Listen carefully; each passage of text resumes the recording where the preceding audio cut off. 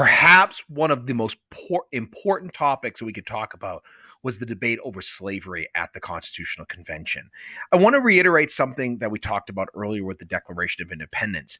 This debate over slavery is completely driven by the lines, all men are created equal. Because people took it seriously, there was actually talk about trying to get rid of slavery.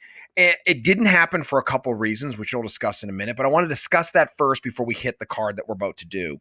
One thing about all men are created equal, John Jay, who, by the way, was president of the Continental Congress, he was the first Chief Justice of the Supreme Court after the Constitution was adopted, and he was a governor of New York. He said that men should pray and fight for their own freedom and yet keep others in slavery is certainly acting a very inconsistent, not, or being hypocritical, as well as unjust and perhaps impious part.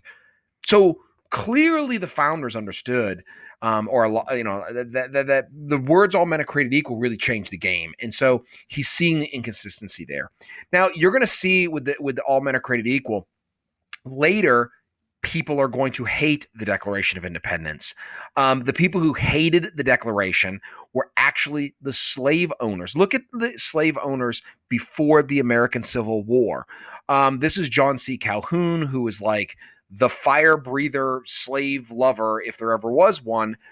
He said the most false and dangerous of all political errors has become an axiom in the minds of a vast majority on both sides of the Atlantic. And as an established and incontrovertible truth, it is that all men are born free and equal. I am not afraid to attack the error. So Calhoun hated the Declaration. He sees it as the biggest error ever, and he hated Thomas Jefferson for writing the words because all these abolitionists want to get rid of slavery. So the pro-slavery before the Civil War people in the Deep South, they hated the Declaration because of this. Alexander Stephens, vice presidency of the Confederacy, wrote these words in his foundation speech, Cornerstone Speech for the Confederacy, and he said, "Our government," meaning the Confederacy here, not the U.S. Constitution, "our government, as in the Confederacy, is founded on exactly the opposite ideals of the American government. Its cornerstone," hence why it's called the Cornerstone Speech, "rests upon the great truth that the Negro is not equal to the white man, that slavery, subordination to the superior race, is his natural and normal condition." So my point in saying this is that the Constitution rests upon the ideal of all men are created equal, yet at the same time, they still had slavery. How does that happen?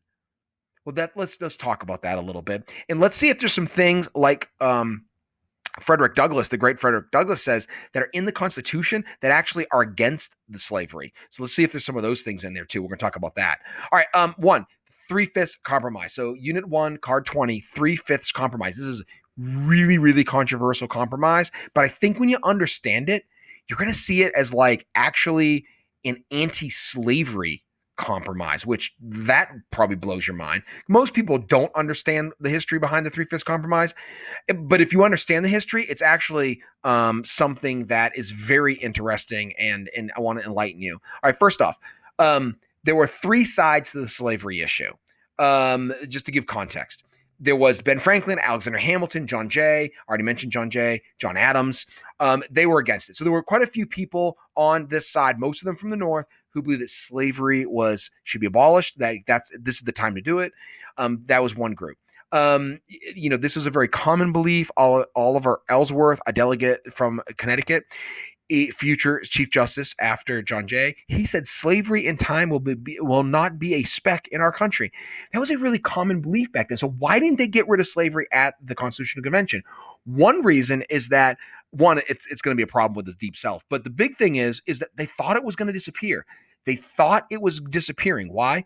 Because so many states had already started taking the words "all men are created equal" seriously and had gotten rid of it, and it was spreading. In the South, it was being popular. There were actually anti-slavery societies in southern states.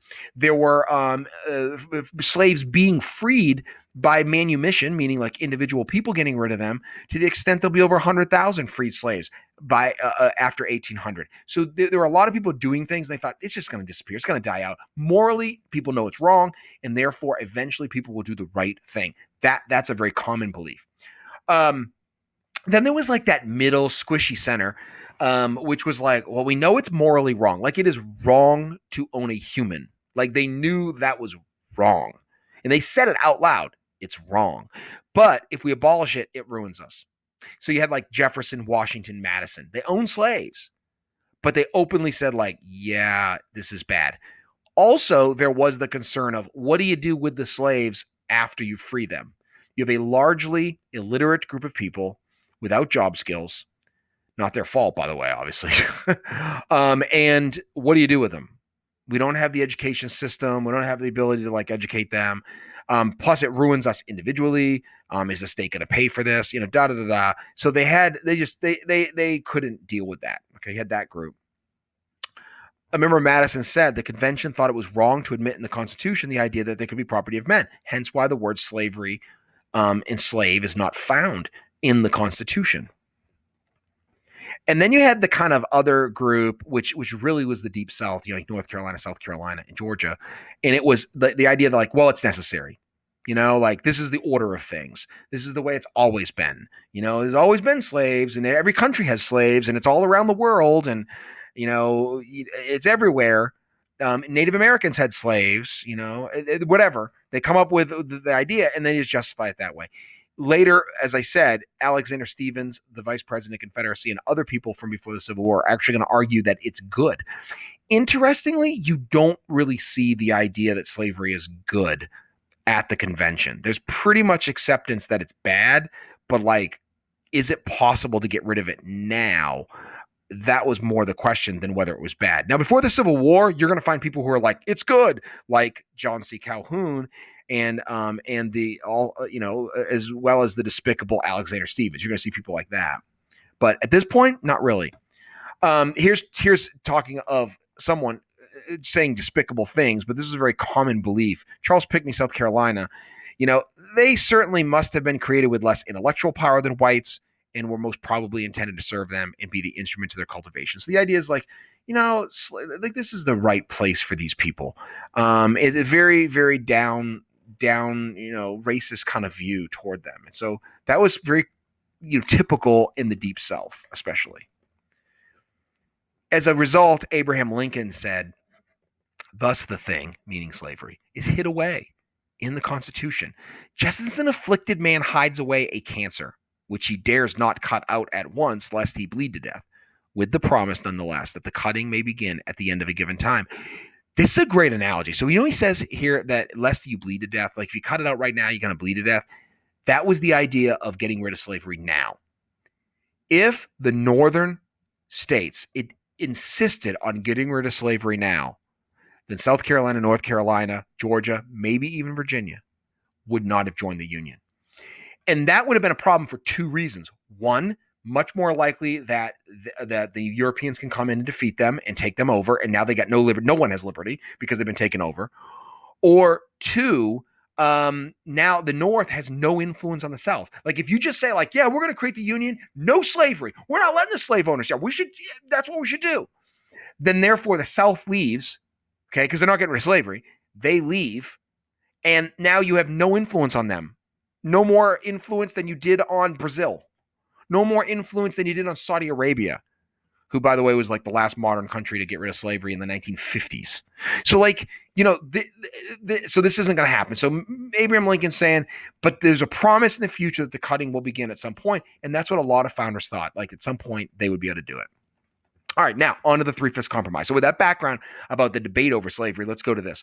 The Three-Fifths Three-Fifths Clause was not a measurement of human worth. A lot of people interpret it that way. They read it and they read it. They say Three-Fifths Compromise. Slaves were counted as 3/5 of a human. Therefore, blacks were 3/5 of a human. Okay, first off, you're wrong. It was not a measurement of human worth. It was actually an attempt to reduce the number of pro-slavery supporters in Congress.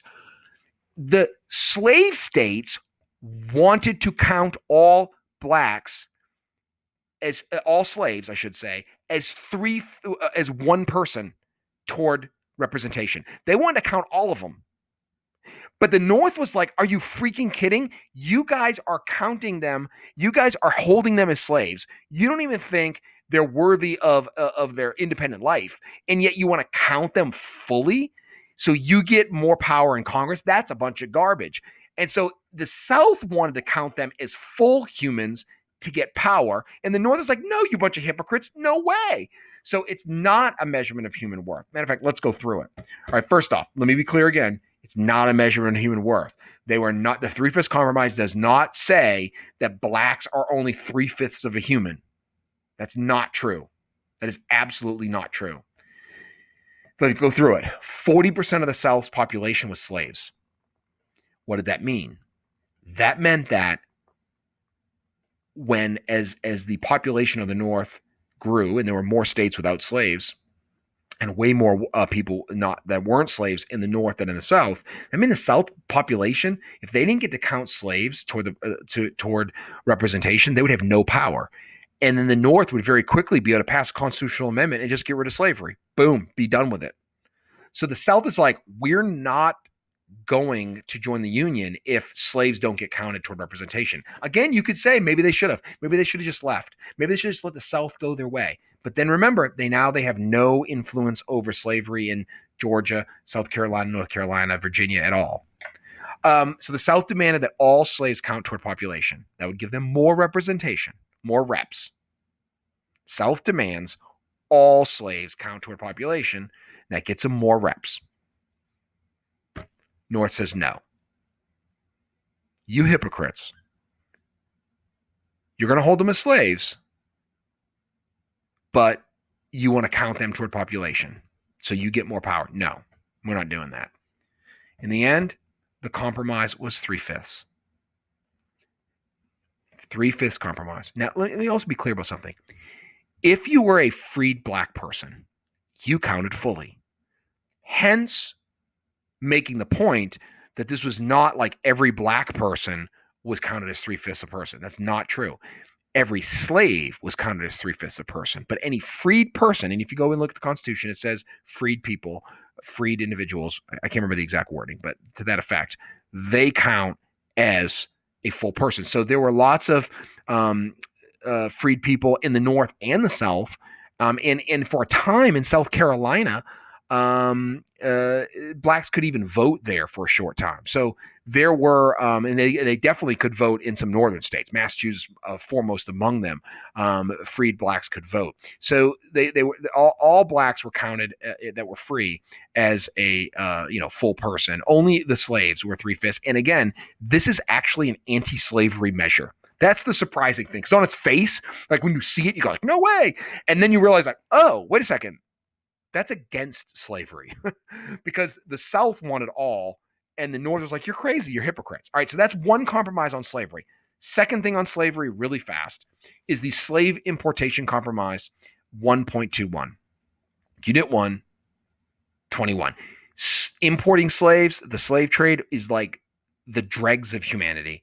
Like the people who did this is like the worst thing you could do. Matter of fact, if you've ever heard of the song Amazing Grace, that was actually written by a man who was a slave trader. And then while he was on the ocean, he said God like smacked him upside the head, basically. Not literally, but and then he changed his ways as from being a slave owner, and now he called it Amazing Grace. So there's that story. All right, one, know that the slave trade was banned in 10 out of 13 states. 10 out of 13 states ban the slave trade. By the way, by 1800, all the states will ban it. South Carolina brings it back for a short term, and then Congress will ban it. Georgia, South Carolina, North Carolina, basically at the time, were like, we're going to leave the Union if it ban it totally. We're just going to leave. We're not going to join. Again, bringing up that question, do you just let the South go so you can get rid of slavery? But then now you have no influence over Georgia, South Carolina, North Carolina. Now they're an own country. Now you're divided. Now the Europe can come back and take you over. This was a real fear of the founders, was that Europe would just come back and take them. Now France would come back, or Spain, or the British would come back. And so if they weren't united, they were going to be finished. And so they wanted to keep these countries, these states. The compromise was this. Congress could make no law about the slave trade to ban it until 1808. So they pushed it out 20 years. That kind of goes back to what Lincoln said. Remember when Lincoln said, but there's a promise that in the future the cutting can begin at a given time? This is the beginning of that cutting, that in 1808, the law can be changed and slave importation can be banned. And it does. In fact, in 1808, it is the law bans it. And who signed the law to ban the slave trade but Thomas Jefferson? Again, just fitting into that whole, you know, hypocritical, very complicated, mind of Thomas Jefferson, the man who writes all men are created equal, tries to get Virginia to ban slavery. He does all these different things. He ends up signing the bill, but yet at the same time, he owns slaves. Fascinating stuff. All right, good. That's it for today. I hope you enjoyed that. There's our two compromises on slavery. We got more compromises to come. Go ahead and do your practice, study these, flip them over, and practice. Thanks, guys.